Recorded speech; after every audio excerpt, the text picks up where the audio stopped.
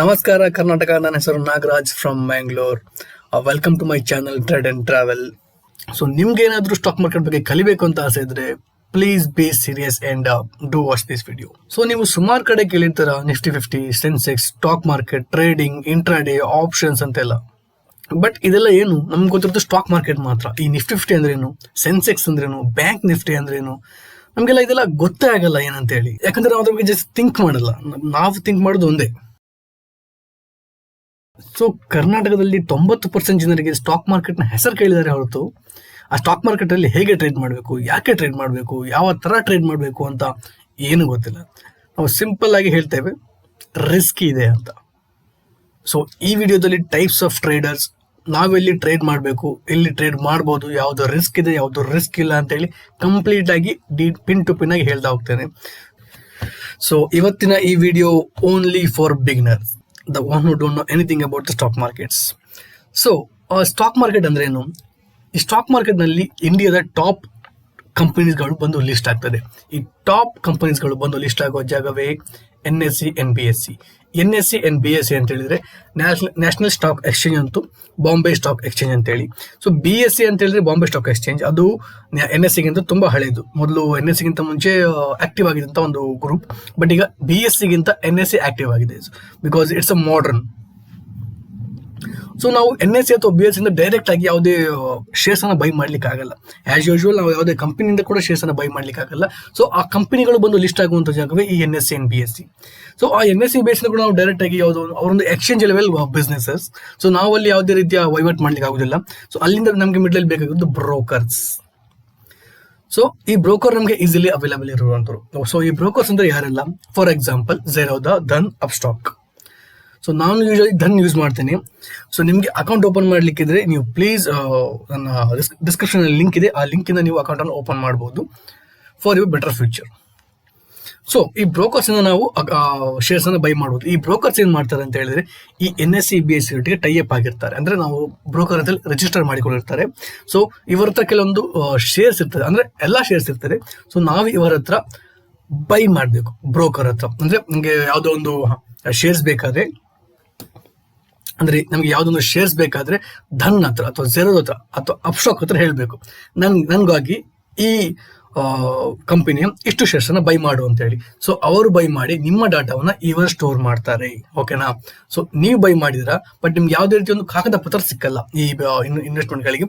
But ನಿಮ್ಮ ಎಲ್ಲಾ documents ಅನ್ನ ಈ ಬ್ರೋಕರ್ಸ್ ಗಳು ಹ್ಯಾಂಡಲ್ ಮಾಡ್ತಾರೆ. ಸೊ ಇದು ನಾವು ಅಂದ್ರೆ ವಿ.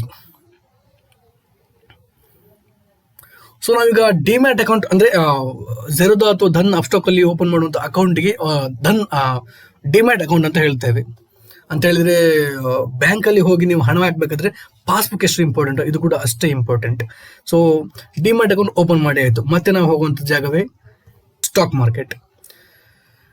ಸೊ ಸ್ಟಾಕ್ ಮಾರ್ಕೆಟ್ ಅಂದ್ರೆ ಏನು? ಸೊ ಒಂದು ಗೊತ್ತಾಯ್ತು, ಎಲ್ಲಾ ಕಂಪನಿ ಒಂದು ಲಿಸ್ಟ್ ಆಗಿದೆ ಅಂತ ಹೇಳಿ. ಆ ಲಿಸ್ಟ್ ಗೊತ್ತು ನಮ್ಮ ಮತ್ತು ಎಕ್ಸ್ಚೇಂಜ್ ಗಳ ಮಿಡ್ಲ್ ಅಲ್ಲಿ ಒಂದು ಬ್ರೋಕರ್ಸ್ ಇದ್ದಾರೆ. ಸೊ ನಾವೀಗ ಏನ್ ಮಾಡ್ಬೇಕು? ಇದು ಟಾಪ್ ಇಂಡೆಕ್ಸ್. ಸೊ ಇಂಡೆಕ್ಸ್ ಅಂದ್ರೆ ಏನೆಲ್ಲ? ನಿಫ್ಟಿ 50 ಮತ್ತೆ ಸೆನ್ಸೆಕ್ಸ್. ಸೊ ಈ ನಿಫ್ಟಿ 50 ಅಂದ್ರೆ ಸೊ ಭಾರತದ ಟಾಪ್ ಕಂಪನಿಗಳು ಒಂದು ಲಿಸ್ಟ್ ಆಗುವಂತ ಜಾಗವೇ ಅದು NSE ಮತ್ತೆ BSE ಅಂದ್ರೆ ಇಂಡಿಯನ್ ಸ್ಟಾಕ್ ಮಾರ್ಕೆಟ್. ಆ ಇಂಡಿಯನ್ ಸ್ಟಾಕ್ ಮಾರ್ಕೆಟ್ ನಲ್ಲಿ ಟಾಪ್ 50 ಕಂಪನೀಸ್ ಅನ್ನ ಒಂದು ಗ್ರೂಪ್ ಅನ್ನ ನಿಫ್ಟಿ 50 ಅಂತ ಕರಿತೇವೆ. ಆ ನಿಫ್ಟಿ 50 ಅಂತ ಹೇಳಿದ್ರೆ ಆ ನಿಫ್ಟಿ 50 ಒಂದು ಚಾರ್ಟ್ ಅಥವಾ ಒಂದು ಪ್ರೈಸ್ ಡಿಪೆಂಡ್ ಆಗಿರುವಂತದ್ದು ಭಾರತದ ಟಾಪ್ 50 ಕಂಪನಿಗಳ ಮೇಲೆ. ನಿಫ್ಟಿ 50 50 ಕಂಪನಿಗಳ ಮೇಲೆ. ಸೊ ಈ ಬ್ಯಾಂಕ್ ನಿಫ್ಟಿ ಅಂದ್ರೇನು? ಬ್ಯಾಂಕ್ ನಿಫ್ಟಿ ಅಂತ ಹೇಳಿದ್ರೆ ಭಾರತದ ಟಾಪ್ ಬ್ಯಾಂಕ್ ಗಳ ಒಂದು ಒಟ್ಟು. ಸೊ ಬ್ಯಾಂಕ್ ನಿಫ್ಟಿ ಅಂತ ಹೇಳಿದ್ರೆ ಭಾರತದ ಟಾಪ್ ಬ್ಯಾಂಕ್ ಕಂಪನಿಗಳ like HDFC, Axis bank, ICICI bank, ಎಲ್ಲ ಟಾಪ್ ಬ್ಯಾಂಕ್ಗಳು ಸೇರಿ ಒಂದು ಬ್ಯಾಂಕ್ ನಿಫ್ಟಿ. ಎಲ್ಲ ಬ್ಯಾಂಕ್ಗಳ ಒಂದು ಗ್ರೂಪ್. ಅಂದ್ರೆ ನಿಫ್ಟಿ 50 ತನ್ನ ಟಾಪ್ 50 ಕಂಪನಿಗಳ ಪರ್ಫಾರ್ಮೆನ್ಸ್ ಗಳ ಮೇಲೆ ಅದರ ಪ್ರೈಸ್ ಡೆವಲಪ್ ಆಗ್ತಾ ಹೋಗುತ್ತೆ, ಅಥವಾ ಡಿಕ್ರೀಸ್ ಆಗ್ತಾ ಹೋಗುತ್ತೆ, ಅಥವಾ ಇನ್ಕ್ರೀಸ್ ಆಗ್ತಾ ಹೋಗುತ್ತೆ. ಸೊ ಹಾಗೇನೆ ಬ್ಯಾಂಕ್ ನಿಫ್ಟಿಯಲ್ಲಿ ಅದರ ಬ್ಯಾಂಕ್ಗಳ ಅಂದ್ರೆ ಇಂಡಿಯನ್ ಬ್ಯಾಂಕ್ಸ್ ಗಳ ಪರ್ಫಾರ್ಮೆನ್ಸ್ ಗಳ ಮೇಲೆ ಬ್ಯಾಂಕ್ ನಿಫ್ಟಿ ವ್ಯಾಲ್ಯೂ ಜಾಸ್ತಿ ಆಗ್ತದೆ ಅಥವಾ ಕಮ್ಮಿ ಆಗ್ತದೆ. ಸೊ ಫಿನ್ ನಿಫ್ಟಿ ಅಂತ ಹೇಳಿದ್ರೆ ಭಾರತದ ಟಾಪ್ ಫೈನಾನ್ಸ್ ಕಂಪನಿಗಳ ಬೆಳವಣಿಗೆ ಆಧಾರದ ಮೇಲೆ ತನ್ನ ಮಾರ್ಕೆಟ್ ವ್ಯಾಲ್ಯೂ ಅದು ಇನ್ಕ್ರೀಸ್ ಮಾಡ್ತಾ ಹೋಗ್ತದೆ ಅಥವಾ ಡಿಕ್ರೀಸ್ ಮಾಡ್ತಾ ಹೋಗ್ತದೆ. ಸೊ ಭಾರತ ಟಾಪ್ ಫೈನಾನ್ಸ್ ಕಂಪನಿಗಳು ಒಟ್ಟಾಗಿ ಕೆಲಸ ಮಾಡಿದ್ರೆ ಮಾತ್ರ ಅಥವಾ ಒಂದು ಸ್ಟ್ರೆಂತ್ ಇದ್ರೆ ಮಾತ್ರ ಅದರಲ್ಲಿ ಫಿನ್ ನಿಫ್ಟಿ ಚಾರ್ಟ್ ಅಲ್ಲಿ ಸ್ಟ್ರೆಂತ್ ಬರ್ಲಿಕ್ಕೆ ಸಾಧ್ಯ. ಸೊ ಈ ಮಿಡ್ ಕ್ಯಾಪ್ ಅಂದ್ರೆ ಕೂಡ ಈ ಭಾರತದಲ್ಲಿರುವಂತ ಮಿಡ್ ಲೆವೆಲ್ ಕಂಪನೀಸ್ಗಳು, ಅಂದ್ರೆ ಅದು ಕೂಡ ಲಾರ್ಜ್ ಕೂಡ ಟಾಟಾ ರಿಲಯನ್ಸ್ ತರ ದೊಡ್ಡ ಕಂಪನಿಗಳು ಕೂಡ ಅಲ್ಲ ಅಥವಾ ಚಿಕ್ಕ ಕಂಪನಿ ಕೂಡ ಅಲ್ಲ. ಅದು ಮಿಡ್ ಲೆವೆಲ್ ಅಂದ್ರೆ ಆವರೇಜ್ ಲೆವೆಲ್ ಇರುವಂತಹ ಒಂದು ಮಿಡ್ ಕಂಪನಿಗಳ ಒಂದು ಗ್ರೂಪ್, ಅದನ್ನ ಮಿಡ್ ಕ್ಯಾಪ್ ಅಂತ ಕರಿತೀವಿ. ಸೊ ಎಲ್ಲದೂ ಕೂಡ ಅದರದೇ ಒಂದು ಚಾರ್ಟ್ ಇರ್ತದೆ. ಲೈಕ್ ನಿಫ್ಟಿ 50ಗೆ ಸಪರೇಟ್ ಚಾರ್ಟ್ ಇರ್ತದೆ, ಬ್ಯಾಂಕ್ ನಿಫ್ಟಿ ಸಪರೇಟ್ ಚಾರ್ಟ್ ಇರ್ತದೆ. ಸೊ ನೀವು ಇದ್ರಲ್ಲಿ ಡೈರೆಕ್ಟ್ ಆಗಿ ಯಾವುದೇ ಶೇರ್ಸ್ ಅನ್ನ ಬೈ ಮಾಡ್ಲಿಕ್ಕೆ ಆಗಲ್ಲ. ಓಕೆ, ಸೊ ಇಂಡೆಕ್ಸ್ ಅಲ್ಲಿ ನಾವು ಇಂಡೆಕ್ಸ್ ಅಲ್ಲಿ ಯಾವ ತರ ಟ್ರೇಡ್ ಮಾಡ್ಬೋದು, ಇದೆಲ್ಲ ಇಂಡೆಕ್ಸ್ಗಳು. ನಿಫ್ಟಿ 50 ಅಂದ್ರೆ ಇಂಡೆಕ್ಸ್. ಸೊ ನಾವು ಯಾವ ತರ ಎಲ್ಲ ಟ್ರೇಡ್ ಮಾಡ್ಬೋದು. ಮೊದಲನೇದು ಈಕ್ವಿಟಿ ಅಂತ ಹೇಳಿದ್ರೆ ಪ್ಯೂರ್ಲಿ ಫಾರ್ ಸ್ಟಾಕ್ಸ್. ಓಕೆನಾ. ಸೊ ಈ ಸ್ಟಾಕ್ಸ್ ಅಂದ್ರೆ ಏನು, ನೀವು ಯಾವುದೇ ರೀತಿಯ ರಿಲಯನ್ಸ್, ಟಾಟಾ ಆ ಕಂಪನಿಗಳ ಸ್ಟಾಕ್ಸ್ ಅನ್ನ ನೀವು ಬೈ ಮಾಡಬೇಕಾದ್ರೆ ಅದಕ್ಕೆ ಫ್ಯೂಚರ್ ಅಂಡ್ ಆಪ್ಷನ್ಸ್ ಗಳು ಅಗತ್ಯ ಇಲ್ಲ. ಅದಕ್ಕೆ ಹೇಳಿದ್ದು ಈಕ್ವಿಟಿ ಅಂತ ಹೇಳಿ. ಅಂದ್ರೆ ಅಲ್ಲಿ ಯಾವುದೇ ಕೂಡ ಆಪ್ಷನ್ಸ್ ಇನ್ವಾಲ್ವ್ ಆಗುದಿಲ್ಲ. ನೀವು ಜಸ್ಟ್ ಒಂದು ಶೇರ್ ಅನ್ನ ಬೈ ಮಾಡ್ತೀರಾ ಅಥವಾ ಸೆಲ್ ಮಾಡ್ತೀರಾ, ಅದು ನಿಮ್ಗೆ ಬಿಟ್ಟದ್ದು. ನೀವು ಜಸ್ಟ್ ಒಂದು ಶೇರ್ಸ್ ಅನ್ನ ಬೈ ಮಾಡ್ತೀರಾ, ಹೋಲ್ಡ್ ಮಾಡ್ತೀರಾ, ಸ್ವಲ್ಪ ದಿನ ನಂತರ ಅಥವಾ ಕೆಲವು ವರ್ಷಗಳ ನಂತರ ಅದನ್ನ ಸೆಲ್ ಮಾಡ್ತೀರಾ. ಸೊ ಇಂಡೆಕ್ಸ್ ಅಲ್ಲಿ 3 ಆಪ್ಷನ್ಸ್ ಇದೆ, ಈಕ್ವಿಟಿ, ಫ್ಯೂಚರ್ ಅಂಡ್ ಆಪ್ಷನ್ಸ್ ಅಂತ ಹೇಳಿ. ಫ್ಯೂಚರ್ಸ್ ಆಕ್ಚುಲಿ ನಾನು ಪ್ರಿಫರ್ ಮಾಡಲ್ಲ, ಯಾಕಂದ್ರೆ ಈ ಸೀರಿಯಸ್ ನಾನು ಕೂಡ ಅದರಲ್ಲಿ ಟ್ರೇಡ್ ಮಾಡಲ್ಲ. ನಾನು ಟ್ರೇಡ್ ಮಾಡೋದು ಆಪ್ಷನ್ಸ್ ಅಲ್ಲಿ ಮಾತ್ರ. ಸೊ ಈ ಈಕ್ವಿಟಿ ಅಂದ್ರೆ ಏನು, ಸೊ ಈ ಸ್ಟಾಕ್ಸ್ ಅನ್ನ ಬೈ ಅಥವಾ ಸೆಲ್ ಮಾಡೋದು ಈಕ್ವಿಟಿ ಟ್ರೇಡಿಂಗ್ ಅಂತ ಕರಿತೇವೆ. ಸೊ ಅದರಲ್ಲಿ ನೀವು ಏನೆಲ್ಲ ಮಾಡ್ಬೋದು, ಇನ್ವೆಸ್ಟಿಂಗ್ ಮಾಡ್ಬೋದು. ಅಂದ್ರೆ ಯಾವುದೊಂದು ಕಂಪನಿಯ ಸ್ಟಾಕ್ಸ್ ಅನ್ನ ಇವತ್ತು ತಗೊಂಡು ಅದನ್ನ ಒಂದು ವರ್ಷಗಳ ನಂತರ ಅಥವಾ 2 ವರ್ಷ ನಂತರ, 10 ವರ್ಷ ನಂತರ, 20 ವರ್ಷ ನಂತರ, ಎಷ್ಟು ದಿನ ಬೇಕಾದ್ರೂ ಕೂಡ ಅದನ್ನು ನೀವು ಹೋಲ್ಡ್ ಮಾಡ್ಬೋದು. ಆ ಇನ್ವೆಸ್ಟಿಂಗ್ ನ ಆ ಕಂಪನಿಯ ಸ್ಟಾಕ್ಸ್ ಅನ್ನ. ಸೊ ಸ್ವಿಂಗ್ ಟ್ರೇಡಿಂಗ್ ಅಂದ್ರೇನು, ಸೊ ನೀವು ಯಾವುದೇ ಒಂದು ಕಂಪನಿಯ ಶೇರ್ಸ್ ಅನ್ನು ಇವತ್ತು ತಗೊಂಡು 1 ವಾರಗಳ ನಂತರ, 2 ವಾರಗಳ ನಂತರ, 3 ವಾರಗಳ ನಂತರ ಆ ಶೇರ್ಸ್ ಅನ್ನ ಸೆಲ್ ಮಾಡ್ತೀರಾ. ಅಂದ್ರೆ ಒಂದು ಪರ್ಟಿಕ್ಯುಲರ್ ಟೈಮ್ಗೋಸ್ಕರ, ಅಂದ್ರೆ ಪರ್ಟಿಕ್ಯುಲರ್ ಅಂತ ಹೇಳಿದ್ರೆ ಯಾವುದೇ ರೀತಿಯ ಫಿಕ್ಸ್ಡ್ ಟೈಮ್ಸ್ ಅಂತ ಇರಲ್ಲ, ಬಟ್ ನೀವು ಶಾರ್ಟರ್ ಟೈಮ್ಗೋಸ್ಕರ. ಇನ್ವೆಸ್ಟಿಂಗ್ ಅಂತ ಹೇಳಿದ್ರೆ ಲಾಂಗರ್ ಟೈಮ್, ಸ್ವಿಂಗ್ ಟ್ರೇಡಿಂಗ್ ಅಂತ ಹೇಳಿದ್ರೆ ಶಾರ್ಟರ್ ಟೈಮ್. ಅಂದ್ರೆ ನೀವು ತಗೊಂಡು ಒಂದು ವಾರ ನಂತರ, 2 ವಾರ ನಂತರ ವಾಪಸ್ ಸೆಲ್ ಮಾಡ್ತೀರಾ. ಸೊ ಇಂಟ್ರಾಡೇ ಟ್ರೇಡಿಂಗ್ ಅಂದ್ರೆ ಏನು, ಒಂದು ಸ್ಟಾಕ್ ನ ಶೇರ್ಸ್ ಅನ್ನು ತಗೊಂಡು ಬೆಳಿಗ್ಗೆ ಬೈ ಮಾಡಿ ವಿದಿನ್ ಈವ್ನಿಂಗ್ ಅದನ್ನ ಸೆಲ್ ಮಾಡೋದು, ಅದು ಇಂಟ್ರಾಡೇ ಟ್ರೇಡಿಂಗ್ ಅಂತ ಹೇಳಿದ್ರೆ. ಯಾವುದೇ ಒಂದು ಕಂಪನಿಯ ಶೇರ್ಸ್ ಅನ್ನು ತಗೊಂಡ ದಿನ ಸೆಲ್ ಮಾಡೋದನ್ನು ಇಂಟ್ರಾಡೇ ಟ್ರೇಡಿಂಗ್ ಅಂತ ಹೇಳ್ತೇವೆ. ಅಂಡ್ ಈ ಸ್ಟಾಕ್ಸ್ ಅಲ್ಲಿ ಕೂಡ ಆಪ್ಷನ್ಸ್ ಇದೆ, ಬಟ್ ಅದು ಇಂಡೆಕ್ಸ್ ಆಪ್ಷನ್ಸ್ ಅಲ್ಲ, ಇದು ನಿಮ್ಮ ಸ್ಟಾಕ್ಸ್ ನ ಆಪ್ಷನ್ಸ್. ಅಂದ್ರೆ ಪ್ರತಿಯೊಂದು ಅಂದ್ರೆ ಕಂಪನಿಗಳು ತುಂಬಾ ಕಮ್ಮಿ, ಬಟ್ ಆ ಸ್ಟಾಕ್ಸ್ ಕೂಡ ಆಪ್ಷನ್ಸ್ ಟ್ರೇಡಿಂಗ್ ಆಪ್ಷನ್ ಇರುತ್ತೆ, ಬಟ್ ಬೇಕಾದ್ರೆ ಚೂಸ್ ಮಾಡ್ಬೋದು. ಬಟ್ ಈಕ್ವಿಟಿ ಅಂತ ಹೇಳಿದ್ರೆ ನೀವು better go for stocks only. So ಭಾರತದ ಷೇರು ಮಾರುಕಟ್ಟೆ ಯಾವ ತರ ಪರ್ಫಾರ್ಮೆನ್ಸ್ ಮಾಡ್ತಿದೆ ಅಂತ ನಿಮ್ಗೆ ಗೊತ್ತಾಗೋದು ಈ ನಿಫ್ಟಿ 50ಯ ಚಾರ್ಟ್ ನಲ್ಲಿ. ನಿಫ್ಟಿ 50 ಮತ್ತು ಸೆನ್ಸೆಕ್ಸ್, ಬ್ಯಾಂಕ್ ನಿಫ್ಟಿ, ಇದರ ಆಧಾರದ ಮೇಲೆ ನಮ್ಮ ಆರ್ಥಿಕ ಬೆಳವಣಿಗೆ ಹೇಗಾಗ್ತದೆ, ನಮ್ಮ ಷೇರು ಮಾರುಕಟ್ಟೆ ಯಾವ ತರ ಓಡ್ತಾ ಇದೆ ಅಂತ ಹೇಳಿ ನಾವು ಅಂದಾಜು ಮಾಡ್ಲಿಕ್ಕೆ ಸಾಧ್ಯ. ಅಥವಾ ನಾನು ಆಗ್ಲೇ ಹೇಳಿದಾಗೆ ನೀವು ಆಪ್ಷನ್ ಟ್ರೇಡಿಂಗ್ ಅಲ್ಲಿ ನೀವು ನಿಫ್ಟಿ 50 ಅಥವಾ ಬ್ಯಾಂಕ್ ನಿಫ್ಟಿ ಶೇರ್ ಅನ್ನ ಡೈರೆಕ್ಟ್ ಆಗಿ ಬೈ ಮಾಡ್ಲಿಕ್ಕೆ ಆಗಲ್ಲ. ಸೊ ಆ ನಿಫ್ಟಿ 50 ಮತ್ತು ಬ್ಯಾಂಕ್ ನಿಫ್ಟಿಯಲ್ಲಿ ಒಂದು ಚಾನ್ಸ್ ಅನ್ನ ಕೊಡ್ತಾರೆ, ಓಕೆನಾ. ಸೊ ಈ ನಿಫ್ಟಿ 50ಯಲ್ಲಿ ನಾವು ಡೈರೆಕ್ಟ್ ಆಗಿ ಶೇರ್ಸ್ ಅನ್ನ ಬೈ ಮಾಡ್ಲಿಕ್ಕೆ ಆಗಲ್ಲ. ಸೊ ನಾವ್ ಏನ್ ಮಾಡ್ಬೇಕು, ಸೊ ಇದಕ್ಕೊಂದು ಆಪ್ಷನ್ಸ್ ಅಂತ ಹೇಳಿ ಆಪ್ಷನ್ ಬರ್ತದೆ.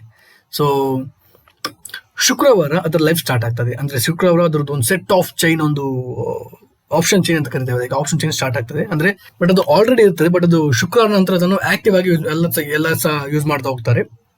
ಸೊ ನೀವು ಅಲ್ಲಿ ಹೋಗಿ ನಿಮಗೆ ಬೇಕಾಗಿರುವಂತಹ ಅದಕ್ಕೊಂದು ಅನಲೈಸಿಸ್ ತುಂಬಾ ಇದೆ, ಬಟ್ ಒಂದು ಎಕ್ಸಾಂಪಲ್ ಹೇಳ್ತಾ ಇರೋದು, ನೀವು ಒಂದು ಶೇರ್ ಒಂದು ಪ್ರೀಮಿಯಂ ಅನ್ನ ಬೈ ಮಾಡ್ತೀರಾ, ನಿಮಗೆ ಬೇಕಾದ್ರದನ್ನ ನೆಕ್ಸ್ಟ್ ಗುರುವಾರ ತನಕ ಹೋಲ್ಡ್ ಮಾಡ್ಬೋದು.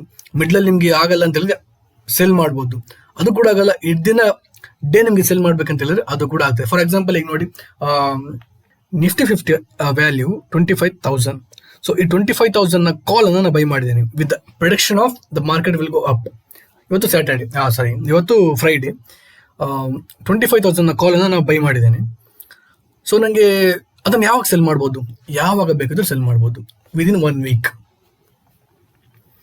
ಆ ಪ್ರೀಮಿಯಂನ ಹಣವನ್ನು, ಆ ಪ್ರೀಮಿಯಂ ನೀವು 150 rupees ಅಥವಾ 200 rupees ಅಲ್ಲಿ ಬೈ ಮಾಡಿದೀರಾ, ಆ ಪ್ರೀಮಿಯಂ ಆ ನಂತರ 300 ರೂಪಾಯಿ 400 ರೂಪಾಯಿ ಹೋಗಿದೆ. ಸೊ ನೀವು ಆಗ ಅನ್ಕೊಳ್ತೀರಾ, ಎಸ್ ದಿಸ್ ಮೈ ಟೈಮ್, ಇದನ್ನ ಸೇಲ್ ಮಾಡಬೇಕು, ಪ್ರಾಫಿಟ್ ಬುಕ್ ಮಾಡಬೇಕು ಅಂತ ಹೇಳಿ. ಅಟ್ ಎಕ್ಸಾಕ್ಟ್ಲಿ ನೀವು ಅದನ್ನ 2 ದಿನದಲ್ಲಿ ಬೇಕಾದ್ರೂ ಸೆಲ್ ಮಾಡ್ಬೋದು, 1 ದಿನದಲ್ಲಿ ಸೆಲ್ ಮಾಡ್ಬೋದು, 1 ನಿಮಿಷಕ್ಕೆ ಬೇಕಿದ್ರು ಸೆಲ್ ಮಾಡ್ಬೋದು. ನಾನು ಕೆಲವೊಂದು ಪ್ರಿವಿಯಸ್ ವಿಡಿಯೋ ನಾನು ತೋರಿಸಿದ್ದೆ, ಒಂದೇ 1 ನಿಮಿಷದಲ್ಲಿ ನಾನು 100% ರಿಟರ್ನ್ಸ್ ಅನ್ನು ಗೈನ್ ಮಾಡಿದ್ದೆ. ಸೊ ಆ ರೀತಿಯಾಗಿ ನೀವು, ಅದು ಆಪ್ಷನ್ ಟ್ರೇಡಿಂಗ್. ನೀವು ಇವತ್ತು ಬೈ ಮಾಡಿ, ಈಗಲೇ ಬೈ ಮಾಡಿ, within a second, like within a minute ಅಲ್ಲಿ ಕೂಡ ಸೆಲ್ ಮಾಡಬಹುದು, if you feel that it's profitable or it's loss. So bank Nifty ಕೂಡ ಹಾಗೆ ಏನು ಡಿಫ್ರೆನ್ಸ್ ಇಲ್ಲ, ಅದೆಲ್ಲ ನಮ್ಮ ಆಪ್ಷನ್ ಟ್ರೇಡಿಂಗ್ ನ ಕಿಂಗ್ಸ್. ಸೊ ನಾವಿಲ್ಲಿ ಡೈರೆಕ್ಟ್ ಆಗಿ ಟ್ರೇಡ್ ಮಾಡೋದು ನಿಫ್ಟಿ ಮತ್ತೆ bank Nifty, Fin Nifty, mid cap, Sensex ಅಲ್ಲಿ ಡೈರೆಕ್ಟ್ ಆಗಿ ಟ್ರೇಡ್ ಮಾಡಬಹುದು. ಬಟ್ ನಾವು ಹೋಲ್ಡಿಂಗ್ ಮಾಡ್ಲಿಕ್ಕೆ ಆಗಲ್ಲ. ಸೊ ಹೋಲ್ಡಿಂಗ್ಗೋಸ್ಕರ ಬೇರೆ ಬೇರೆ ರೀತಿ ಇದೆ, ಅದ್ರ ಬಗ್ಗೆ ನನಗೆ ಮಾತಾಡಿ ಹೋಗ್ತಿಲ್ಲ. ಸೊ ಇದಿಷ್ಟು ಇವತ್ತಿನ ಓವರ್ ಆಲ್ ಲುಕ್. ಬಟ್ ನನ್ನ ಒಂದು ಸಜೆಷನ್ ಅಂತ ಹೇಳಿದ್ರೆ, ಸಲಹೆ ಅಂತ ಹೇಳಿದ್ರೆ, ಯಾವತ್ತು ಕೂಡ ನೀವು ನ್ಯೂ ಬಿ ಆಗಿದ್ರೆ ಸ್ಟಾಕ್ ಮಾರ್ಕೆಟ್ ಅಲ್ಲಿ ಒಂದು ವಾರ, 1 ತಿಂಗಳು, 2 ತಿಂಗಳಾಗಿದ್ರೆ ಪ್ಲೀಸ್ ನೀವು ಆಪ್ಷನ್ ಕಡೆ ತಲೆ ಕೂಡ ಹಾಕಬೇಡಿ. ಸೊ ನೀವು ಈಕ್ವಿಟಿ ಅಂದ್ರೆ ಸ್ಟಾಕ್ಸ್ ಅಲ್ಲಿ ನೀವು 1 ವಾರ, 2 ವಾರ, 1 ತಿಂಗಳು, 6 ತಿಂಗಳವರೆಗೂ ಸ್ಟಾಕ್ಸ್ ಅಲ್ಲಿ ಇನ್ವೆಸ್ಟ್ ಮಾಡ್ತಾ ಇರಿ, ಪ್ರಾಕ್ಟೀಸ್ ಮಾಡ್ತಾ ಇರಿ. ಆನಂತರ ಬೇಕಿದ್ರೆ ನೀವು ಪ್ರಾಫಿಟಬಲ್ ಆಗ್ತೀರಾ, ನಿಮ್ಗೊಂದು ಧೈರ್ಯ ಇದೆ ಅಂತ ಆದ್ರೆ ಮಾತ್ರ ನೀವು ಆಪ್ಷನ್ ಟ್ರೇಡಿಂಗ್ ಕಡೆ ಬನ್ನಿ. Because it's very very risky. ನೀವು ನಿಮ್ಮ ಎಷ್ಟು ಹಣವನ್ನು ತಗೊಂಡು ಬನ್ನಿ, ನಿಮ್ಮ ಚಿಟಿಕೆ ಹೊಡೆಯೋದ್ರಲ್ಲಿ ನಿಮ್ಮ ಹಣವನ್ನೆಲ್ಲ ನುಂಗಿ ಹಾಕುವಂಥ ಸಾಮರ್ಥ್ಯ ಈ ಆಪ್ಷನ್ಸ್ಗಿದೆ. So be very careful. So ನಿಮ್ಮ ಸ್ಟಾಕ್ ಮಾರ್ಕೆಟ್ನ ಮೊದಲ 6 ತಿಂಗಳನ್ನ ಸ್ಟಾಕ್ಸ್ ಅಲ್ಲೇ ಕಳೀರಿ, ಅನಂತರ ಮಾತ್ರ ಆಪ್ಷನ್ಗೆ ಎಂಟರ್ ಆಗಿ ಅಂಡ್ ಬಿ ಕೇರ್ಫುಲ್. ಸೊ ಮುಂದಿನ ವಿಡಿಯೋದಲ್ಲಿ ಯಾವ ರೀತಿ ಟ್ರೇಡರ್ಸ್ ಎಲ್ಲ ಇರ್ತಾರೆ, ಯಾವ ರೀತಿ ನಾವು ಟ್ರೇಡ್ ಮಾಡ್ಬೋದು ಅಂತೆಲ್ಲ ಡೀಟೇಲ್ ಆಗಿ ಹೇಳ್ತೇನೆ. So that's for a day. Thank you so much. Meet you in the next video. Bye.